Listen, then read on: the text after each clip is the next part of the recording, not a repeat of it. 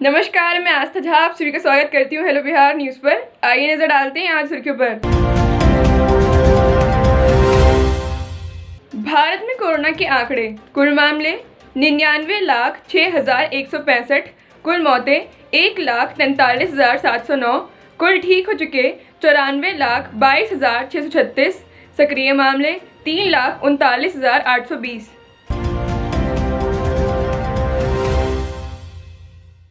पूर्वी लद्दाख की वास्तविक नियंत्रण रेखा पर महीनों से जारी भारत चीन में गतिरोध के बीच chief of defence staff Vipin Rawat ji ने सोमवार को पड़ोसी देश ड्रैगन पर निशाना साधा है। उन्होंने कहा कि भारत चीन से किसी भी स्थिति में निपटने के लिए तैयार है।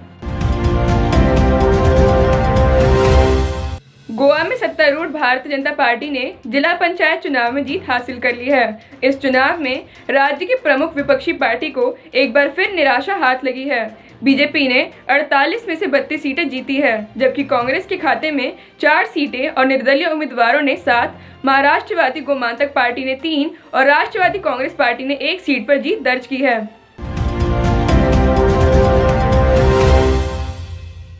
सामाजिक कार्यकर्ता अन्ना हजारे जी ने सोमवार को केंद्रीय कृषि मंत्री नरेंद्र सिंह तोमर जी को एम स्वामीनाथन आयोग की सिफारिशें लागू करने समेत विभिन्न मांगों को पूरा करने में नाकाम रही केंद्र सरकार के खिलाफ अनशन शुरू करने की चेतावनी दी है। हजारे जी ने कहा कि कब और कहां आंदोलन होगा, इसके बारे में जल्द जानकारी दी जाएगी। देश के अधिकांश हिस्सों में ठंड का कहर दिखने लगा है। सर्द हवाओं के साथ ही इन इलाकों में पारा तेजी से लुढ़क रहा है। वहीं उत्तर भारत समेत अन्य इलाकों में कोहरा भी छा रहा है। ऐसे में मौसम विज्ञान विभाग ने आने वाले दिनों में उत्तर भारत में ठंड के और बढ़ने की संभावना जताई है। साथ ही कोहरा भी बना रहेगा।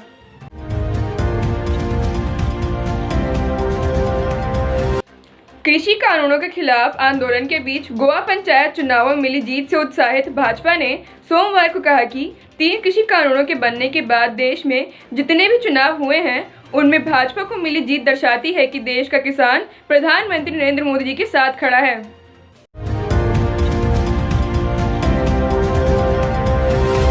कृषि कानूनों के खिलाफ किसानों का आंदोलन बीते 20 दिनों से जारी है। इस बीच सरकार ने कहा है कि किसानों के सभी अच्छे सुझावों को स्वीकार करने के लिए वह तैयार है।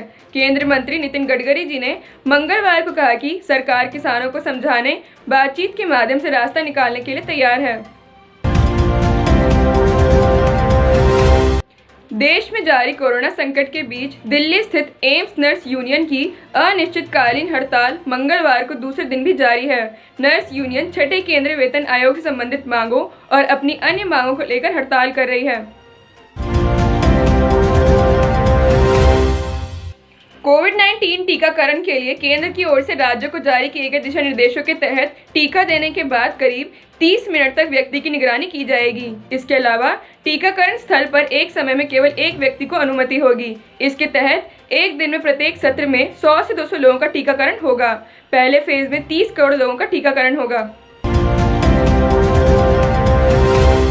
नागरिकता संशोधन कानून लागू करने में अभी देर हो सकती है। सरकार जनवरी में इस कानून को लागू करने की मंशा जता रही थी, लेकिन किसान आंदोलन की वजह से इसमें एक बार फिर देरी की आशंका जताई जा रही है। अभी तक सरकार ने इसके लिए जरूरी नियम अधिसूचित नहीं किए हैं। अधिकारियों का कहना है कि नियम बनाने की प्रक्रिया जारी है।